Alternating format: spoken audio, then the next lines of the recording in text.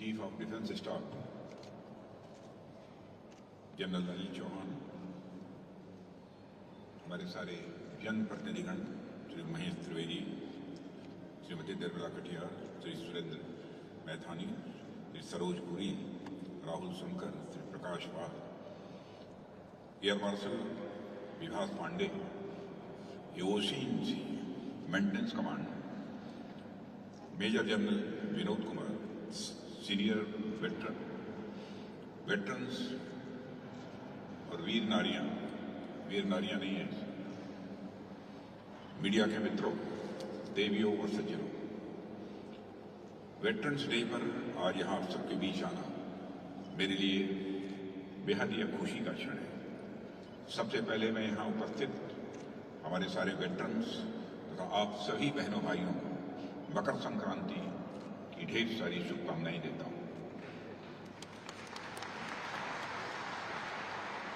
आज का दिन देश भर में अलग अलग त्योहारों के रूप में मनाया जाता है।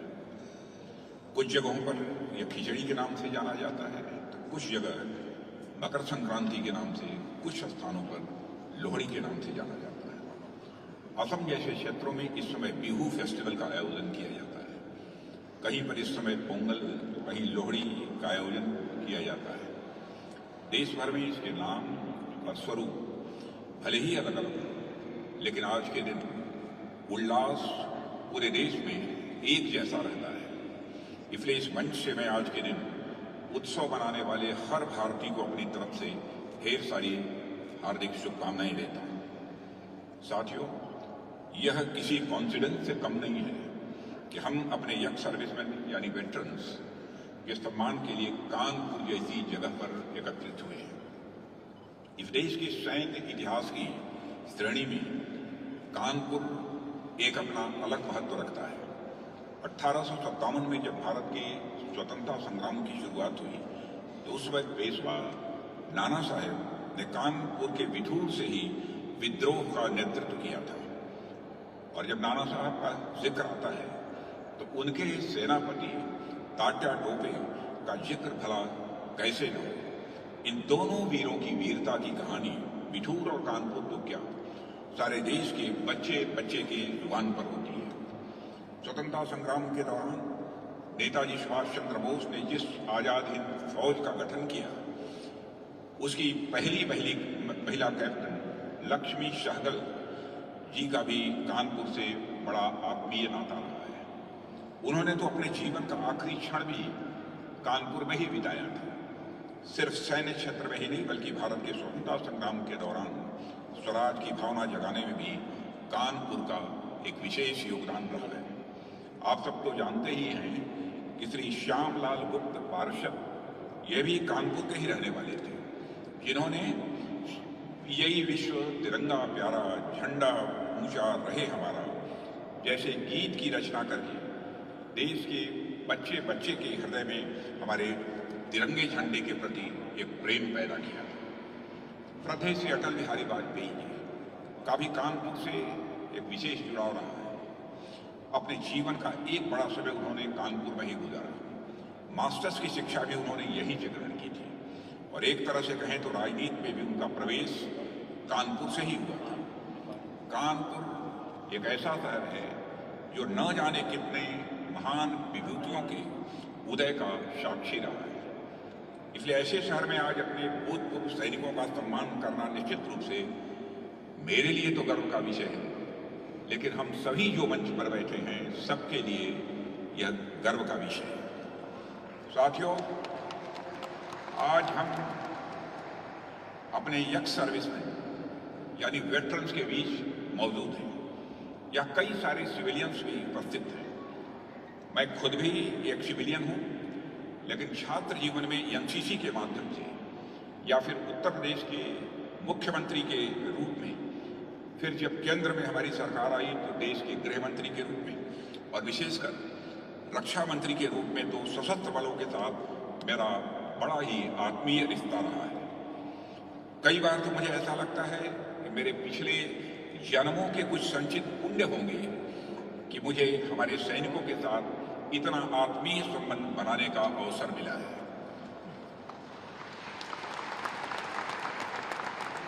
देवियों व सज्जनों, जब भी मैं अपने सैनिकों के बीच जाता हूं तो मुझे हमेशा इस बात की उत्सुकता रहती है कि मुझे आज उनसे बातचीत करने का अवसर मिलेगा और मुझे आज उनसे मिलने का अवसर मिलेगा। आज वेटरन्स डे है।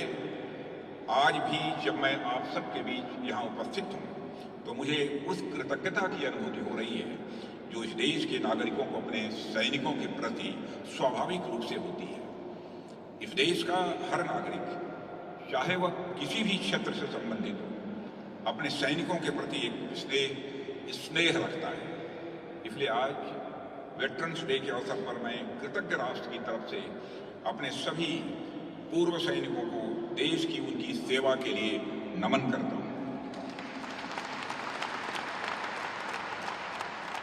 साथियों, सैनिकों के साथ हमारा आत्मीय संबंध तो है ही, लेकिन हम यदि कभी एक सैनिक के पर्सपेक्टिव में सोचें तो हमें देश के प्रति उनके इमोशंस की गहराइयों में उतरने का मौका मिलेगा। उदाहरण के लिए, सेना का कोई जवान कारगिल की चोटियों पर तैनात है, तो नेवी का कोई सेलर हिंद महासागर की गहराइयों में हमारी सुरक्षा कर रहा है, तो वहीं पर कोई एयर वॉरियर किसी सुदूर एयरबेस में हमारी वायु क्षेत्र की सुरक्षा कर रहा है।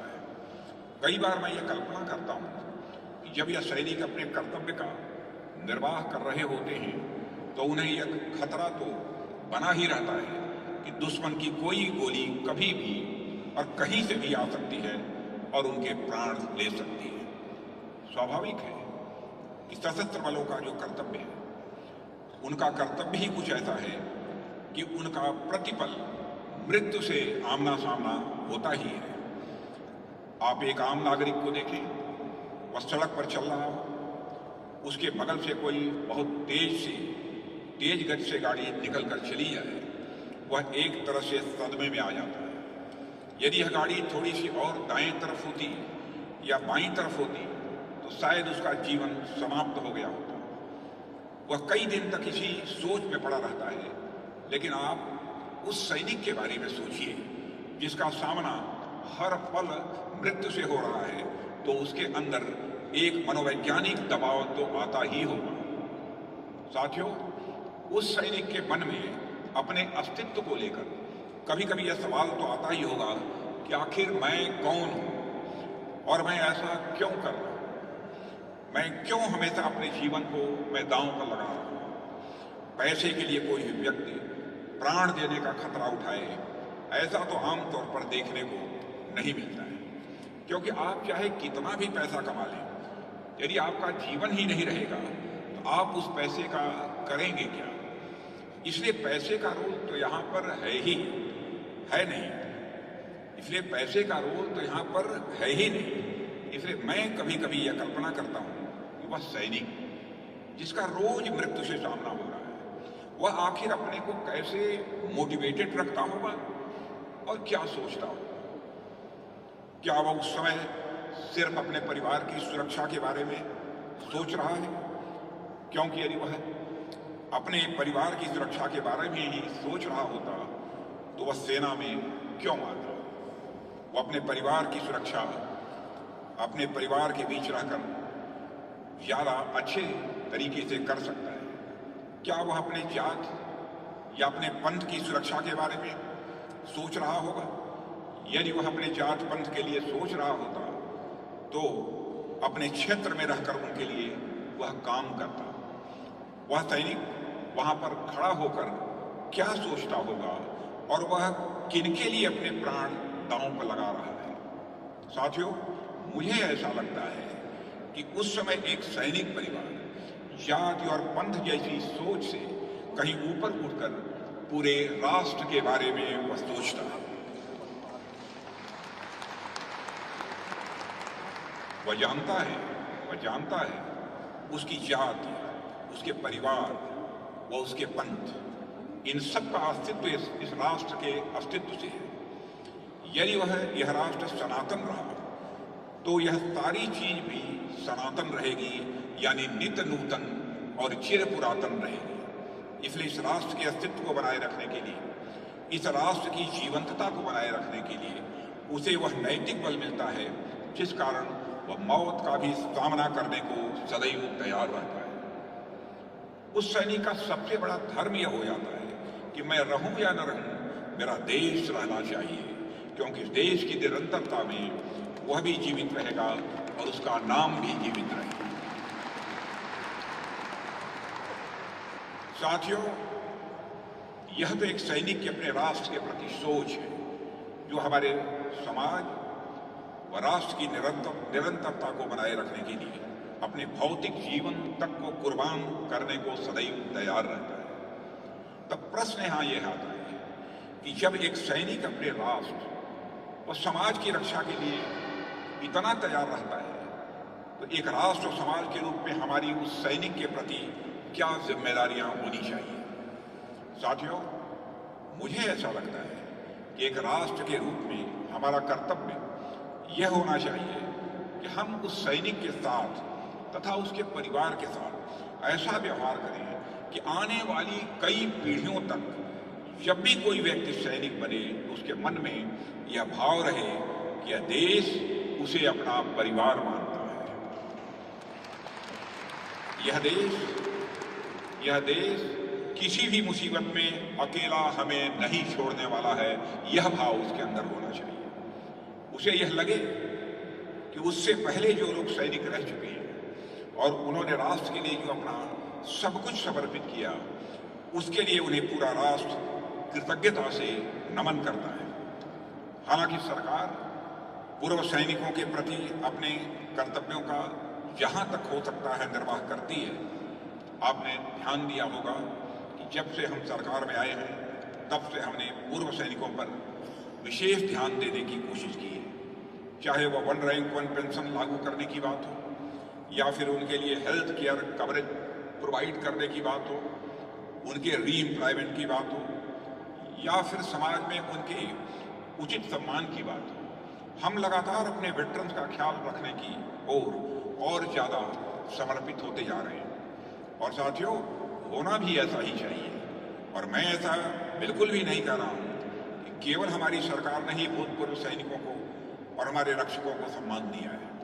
यह देश तो वह है जो ईश्वर को रक्षक का दर्जा देता है, क्योंकि संरक्षण करना एक ईश्वरीय गुण है। जीवन की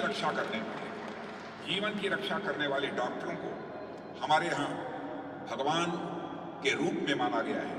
तो आप सोच कर देखिए, यदि ईश्वर हमारा रक्षक है, डॉक्टर यदि ईश्वर स्वरूप है, तो कहीं न कहीं हमारी सीमाओं पर जो लोग हमारी सुरक्षा कर रहे हैं, उन रक्षकों में भी ईश्वर का अंश तो मौजूद होगा ही होगा, ऐसा मेरा पूरा विश्वास।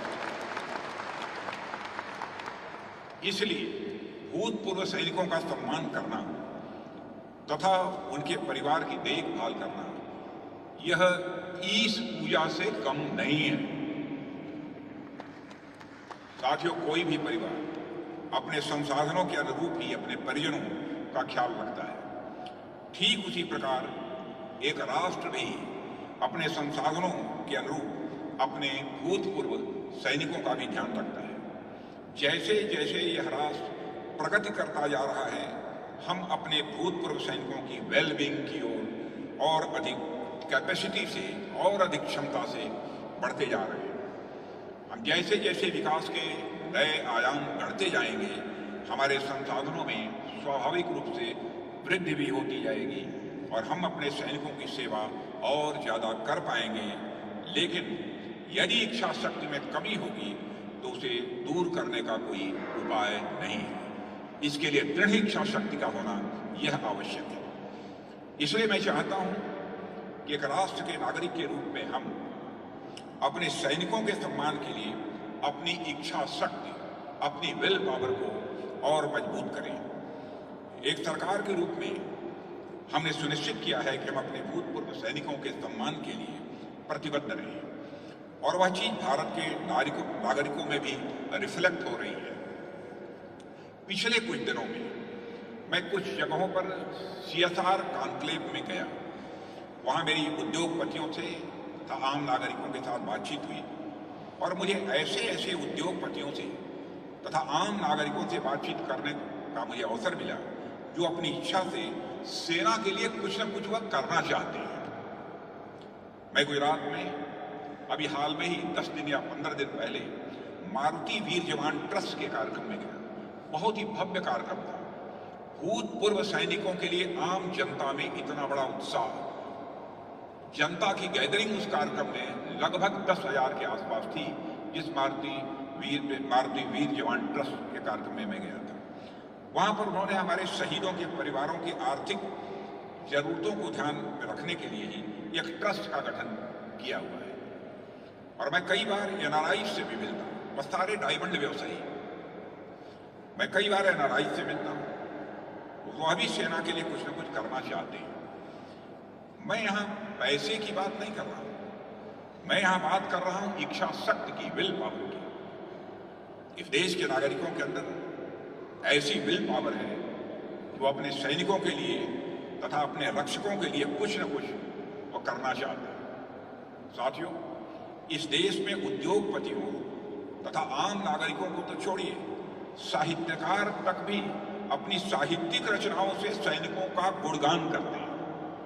याद दिलाना चाहता हूं आपको श्याम नारायण पांडे जी की एक रचना आप सबने सुनी होगी कि मुझे न जाना गंगा सागर, मुझे न रामेश्वर काशी, तीर्थराज चित्तौड़ देखने को मेरी आंखें प्यासी। यह कहा है पंडित श्याम नारायण जी पांडे।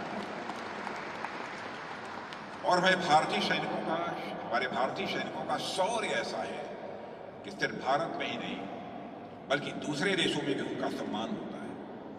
प्रथम विश्व युद्ध या द्वितीय विश्व युद्ध के दौरान जो भारतीय सैनिक दूसरे देशों की रक्षा या स्वतंत्रता के लिए लड़ने गए थे, उनकी चर्चा सम्मानपूर्वक पूरी दुनिया में होती है।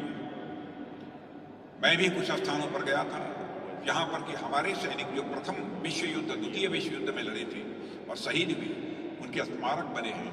उस स्मारक पर पहुंचकर मैंने अपनी श्रद्धांजलि अर्पित की थी, समस्त भारतवासियों की तरफ से अपनी श्रद्धांजलि अर्पित की थी।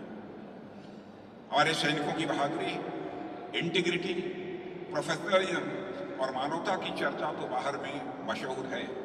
अभी 3-4 दिन पहले ही मैं यूनाइटेड किंगडम के लंदन में गया था, वहां पर था। मुझे वहां बताया गया कि इंडियन सोल्जर्स को डेडिकेट किए हुए एक मेमोरियल पर यूनाइटेड किंगडम के प्राइम मिनिस्टर अक्सर जाते हैं। अन्य कई देशों में भी ऐसे ही मेमोरियल्स हैं। साथियों, ऐसा नहीं है कि सिर्फ विदेशी ही हमारे सैनिकों का सम्मान करते हैं। दरअसल हम भारतीयों की चेतना पर जब आप गौर करेंगे तो आप पाएंगे कि हम अपने सैनिकों का तो सम्मान करते ही हैं, लेकिन साथ ही साथ हम न्याय के पक्ष में खड़े दूसरे देशों के सैनिकों का भी सम्मान करते हैं। क्योंकि हमारा यह मानना होता है कि कोई भी सैनिक अपने राष्ट्र की रक्षा कर रहा है, वो अपना कर्तव्य निभा रहा है। इसलिए आपको भारत के इतिहास में ऐसा कोई उदाहरण नहीं मिलेगा जहां हमने किसी दूसरे देश के सैनिक के साथ कभी अमानवीय व्यवहार किया। आपको याद होगा 1971 का भारत पाकिस्तान का युद्ध, इसका एक जीता जागता उदाहरण है। इस वार में पाकिस्तान के 90,000 से अधिक सैनिकों ने भारत के सामने सरेंडर कर दिया। भारत के साथ उन्होंने चाहे जैसा सलूक किया, भारत उनके साथ चाहे जैसा सलूक कर सकता था, पर हमारी संस्कृति को देखिए, कि हमारा ट्रेडिशन देखिए कि भारत ने उन सैनिकों के प्रति पूरी तरीके से मानवतावादी रवैया अपनाया और आगे चलकर उन सैनिकों को पूरे सम्मान के साथ उनके देश भेजने का काम किया था। शत्रु सैनिकों के साथ भी ऐसे व्यवहार को मैं मानवता के स्वर्णिम अध्यायों में से एक मानता हूं। साथियों, मुझे स्वयं कई बार जब विदेशी दौरे पर जाने का अवसर मिला है तो मैं वहां भारतीय सैनिकों के साथ साथ विदेशी सैनिकों के मेमोरियल में भी जाता हूं, क्योंकि यह बात हमारी चेतना में बसी हुई है।